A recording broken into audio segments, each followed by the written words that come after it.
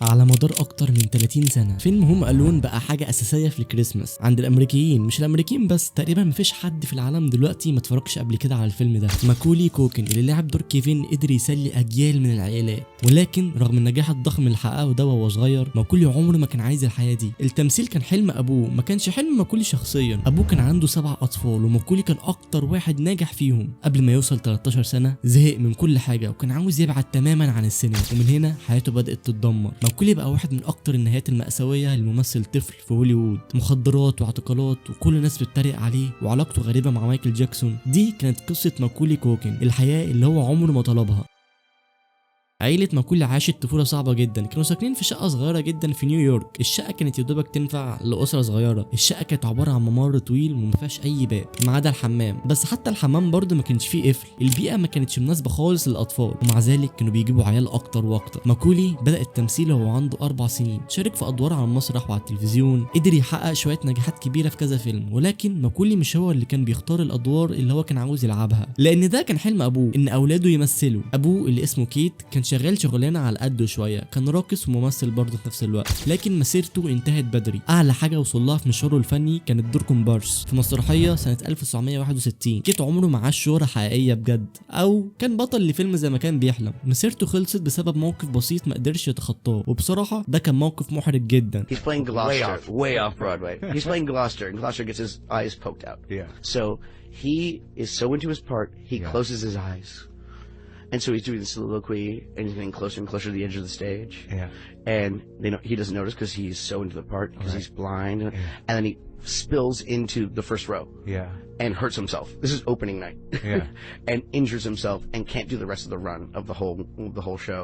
And apparently that was like the last acting gig he ever did, because it was quite embarrassing. بما ان كيت ما قدرش يتعامل مع الموقف ده، بدأ يحقق حلمه عن طريق ولاده. ابتدى باكبر واحد فيهم وهو اسمه شين. شين كان المفروض يبقى الممثل اللي ابوه عمره ما قدر يبقى زيه. في اثناء ما شين كان بيمثل كانوا بياخدوا ماكولي برضه معاهم من وقت للتاني كده للمسرح. والحاجه اللي فاجئت الاب ان ماكولي كان بيمثل احسن بكتير، والمنتجين كانوا مهتمين بيه اكتر من شين بمراحل. ماكولي ما كانش بيخاف من اي حاجه، اي حاجه كان بتطلب منه كان بيعملها، لا وكمان اكتر. وده خلاه يتقبل في معظم الادوار اللي بيروحها. ولما خد دور معين في فيلم حقق 67 مليون دولار، وده كان رقم ضخم جدا. فيلم هوم الون نزل في نوفمبر 1990، بقى ثالث اعلى فيلم ايرادات في العالم وقتها باجمالي تقريبا 590 مليون دولار. ماكولي بقى نجم في يوم وليله، بس برغم النجاح الكبير ده ماكولي ما كانش فرحان بيه، وحرفيا ما كانش فارق معاه اي حاجه، لان بالنسبه له كان مجرد روتين عادي، روتين يومي كده بينزل يمثل وخلاص. قال ان الموضوع بالنسبه له شغل وبس، عمره ما اختار الافلام اللي هيشتغلها بنفسه. اهله هم اللي كانوا دايما بيختاروا كل حاجه. ابوه مثلا يقول له عندك يا ماكولي فيلم جديد، ماكولي يرد عليه تمام حاضر، ما قدرش يرفض اي طلب ليه. And it was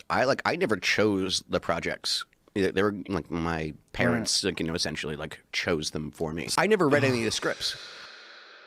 التوتر بينه وبين ابوه بدأ يزيد. عيلته ما كانتش لسه غنيه، وماكولي اتدفع له بس على فيلم هوم الون 100,000 دولار، وده كان رقم قليل جدا مقارنه بنجاح الفيلم. فابوه كان شايف ان هو كان لازم يستغل النجاح ده بسرعه عشان يكسب فلوس اكتر. وعلى طول بعدها اتفق على فيلمه الجاي واسمه ماي جيرل، واللي خد عليه 1.5 مليون دولار. ماكولي بيقول اللي هو رغم اللي هو قضى وقت كتير مع ابوه، بس في نفس الوقت ما كانوش قريبين من بعض ابدا. وفجاه لقى نفسه بيلف العالم كله، محبوس في اوضه مع حد ما بيحبوش. ده غير اللي هو كان بيغير منه بسبب ان كل حاجه كان نفسه يعملها في حياته هو عملها قبل ما يتم 10 سنين. ماكولي مر بفتره طويله محدش فاهم احساسه فيها لحد ما قابل مايكل جاكسون. ماكولي ومايكل عاشوا يعتبر نفس الطفوله، ابهاتهم كانوا بيجبروهم على حاجات هم مش عاوزين يعملوها. مايكل كان فعليا الشخص الوحيد اللي ماكولي يقدر يعتمد عليه ويحس اللي هو فاهمه. بس كان في حاجه غريبه شويه او شويتين ثلاثه. مايكل جاكسون كان عنده 33 سنه وماكولي كان عنده 10 سنين بس. تخيلوا الفرق ما بينهم 23 سنه. وعلى مدار السنين مايكل كان غريب شويه وكان طلع عليه سمعه سيئه، كان بيساعد عيال صغيره كتير. هو ممكن الموضوع يبان عادي ان مثلا واحد كبير شويه مقرب من ولد صغير ومعتبره اخوه، بس مايكل كان مختلف. كان بيحب الاطفال الصغيره جدا وكان بيجيبهم لبيته على طول، لدرجه ان هو عامل لهم ملاهي مخصوصه ليهم. ماكولي بيقولوا اللي هو نام في السرير مايكل حوالي 10 مرات.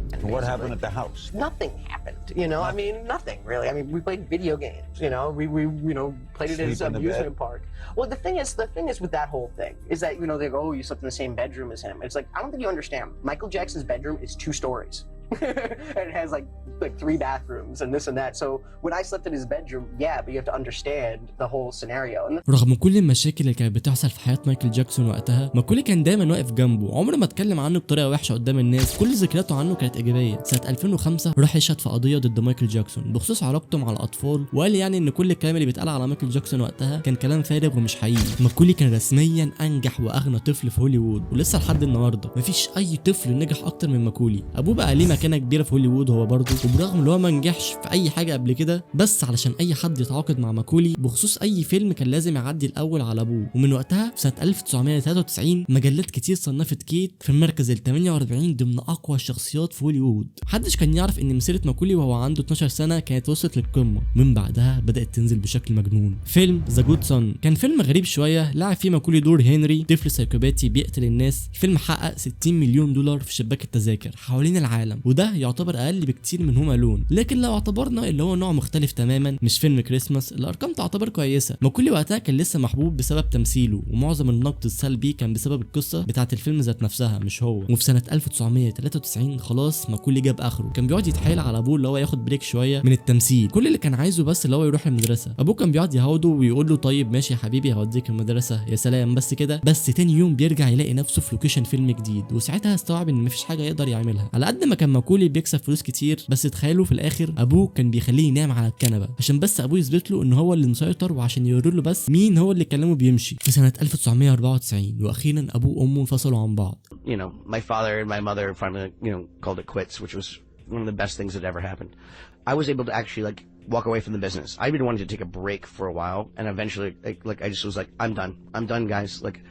I hope you all made your money because there's no more coming from me. قدر فعلا يبعد عن الشغلانه دي، بس حصلت مشكله تانية، ان في اجراءات الطلاق كانوا الاب والام بيتخانقوا على حضانه ماكولي. هو ما كانش عاوز يروح مع ابوه، فالطريقه الوحيده اللي ماكولي يقدر يوصل بيها لفلوسه كانت اللي هو يشيل اسم ابوه وامه تماما منه. جاب حد واثق فيه يدير بيها فلوسه ويحميها، قدر يامن ثروته اللي كانت بالملايين. ابو ماكولي سرق منه كل الحاجات التذكاريه بتاعته، ومن ساعتها في نص التسعينات ما شافوش بعض تاني. الموضوع عمره ما كان عن الفلوس بالنسبه لكيت، كان كله عن السيطره، واول ما فقد السيطره دي اختفى. بس المشكله ان ماكولي كمان غرق معاه في نفس المركب. مجله نيويورك لاحظت ان صعوده السريع ما بقتش حاجه حلوه زي زمان، ناس عرفت اكتر عن حياته في البيت، وكمان كل حد في هوليوود كان ليه تجربه سيئه مع كيت، كونه استغلالي ومسيطر، فكان بيدمر علاقته مع اي حد يتعامل معاه. النتيجه كانت ان ماكولي ما عملش اي ادوار في السينما لمده 10 سنين، فعمل زي اي ولد طبيعي اللي هو دخل مدرسه ثانويه. في الاخر اتجوز وهو عنده 17 سنه، ومن ساعه ما بطل تمثيل حياته اتغيرت 180 درجه. صبغ شعره بينك وبقى يشرب سجاير وحاجات تانية كتير، كان بيحاول يعيش عكس الحياه اللي عاشها وهو صغير. كان معاه فلوس تخليه يعمل كل حاجه غلط بسهوله. الاعلام في الفتره دي كان بيراقب كل حركه هو بيعملها. ماكولي وهو عنده 21 سنه كان فاكر اللي هو عدى اصعب فترات في حياته، ما كانش عارف ان لسه في حاجات سوداويه اكتر مستنياه قدام. وفي سنه 2003 وعنده 23 سنه قرر اللي هو يرجع للسينما تاني. غالبا كان بيدور على حاجه مختلفه، كونه خلاص اللي هو كبر، فظهر في فيلم اسمه بارتي مونستر. ماكولي كان عنده فرصه واحده بس اللي هو يعمل رجوع قوي، بس للاسف ضاعت منه. النقاد رموا الفيلم في الزباله، وخد تقييم سيء جدا على روتن توميتوز، وما قدرش يحقق حتى $1 مليون من ميزانيه 5 مليون. الجمهور ما بقاش مهتم بيه. ماكولي لقى نفسه تايه وفي موقف معقد جدا، بقى كبير اللي هو يجذب جمهور صغير في السن، وبرضه في نفس الوقت الجمهور اللي كان بيحبه وهو طفل كبير وبعد عنه. اتقبض عليه بعدها عشان كان معاه مخدرات. هو وصاحبه كانوا سايقين بسرعه على العربيه، والشرطه وقفتهم في الطريق، فتشوا العربيه ولقوا كميه مخدرات بالهبل، كلهم من غير روجيتا او اذن مرضي. ماكولي شاف حاجات كتير وحشه في حياته، ما كانش متخيل ان الامور ممكن تسوء اكتر من كده، بس للاسف ساءت اكتر. اتطلق من مراته سنه 2002 وبدا يدخل في علاقه غريبه مع بنت تانية. حياتهم الشخصيه كانت خصوصيه جدا، الاتنين كبروا مع بعض، كانوا نجوم اطفال، ما كانوش بيطلعوا في الاعلام سوا، ونادر جدا لما بيتصوروا مع بعض. بالرغم ان هم فضلوا مرتبطين 7 سنين، بعد محاولات كتير فاشله عشان يرجع السينما في اوائل الالفينات قرر اللي هو يوقف المحاولات دي ويستسلم. الوضع ساء اكتر واكتر في 2008 لما جاله خبر مأساوي حطمه، ان اخته الكبيره اللي اسمها تاكوتا اتوفت وهي راجعه من مشوار، وعربيه خبطتها وهي ماشيه فماتت. انتوا عارفين الاسوأ من كده ان في نفس الفتره هو والبنت اللي كان مرتبط بيها لمده طويله انفصلوا عن بعض. بعد ما حبوا بعض 7 سنين البنت خانته في الاخر بعد ما شافت وضعه بيسوء اكتر. بعدها بدات تنتشر صور لماكولي وهي حالته متدمره، رفيع وتحس عنده انيميا، شكله كان مدمن. الجرايد وقتها نشرت كذا مقال بتقول اللي هو كان مدمن مواد مخدره من زمان، وقدامه بس 6 شهور يعيش فيهم.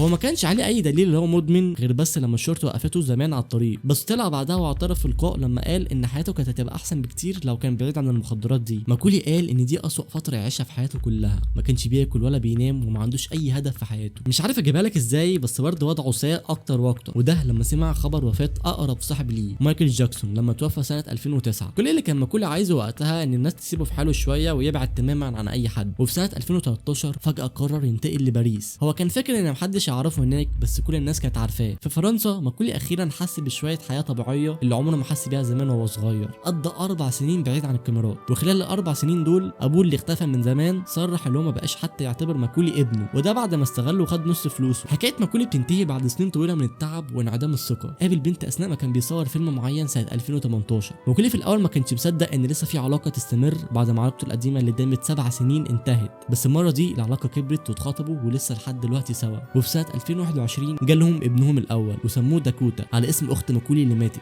ماكولي اللي طول عمره كان بيقول ان هو مش هيخلف، الابويه غيرت فيه حاجات كتير، رجعت لي احساس في حياته من ساعه ما اتعرف على البنت دي وهو بدا في مشاريع جديده، زي اللي هو فتح بودكاست كوميدي وخد ادوار في مسلسلات ودبلاج كتير. دلوقتي هو عنده 42 سنه. ماكولي اخيرا بقى عايش حياه مستقره. ابوه دلوقتي صحته تعبانه، لكن ماكولي دلوقتي رافض تماما يخلي ابنه يشوف جده. بصراحه عنده حق، مع الماضي اللي كان كله اساءه واستغلال ده صعب جدا حد يلوم على القرار ده. الحياه دي هو ما اختارهاش لنفسه، هو اتولد بيها عشان يحقق حلم ابوه الطماع، ولما وصل 10 سنين كان وقتها محقق كل حاجه ابوه ما عرفش يوصل ليها، ومن ساعتها وهو عايش حياته بالشروط اللي هو بيحطها. اتمنى يكون الفيديو عجبك وقصه اشهر طفل في هوليوود عجبتك. لو عايزين فيديوهات تانية شبه دي اكتبوا لي في الكومنتات. اشوفكم في فيديو جديد، مع السلامه.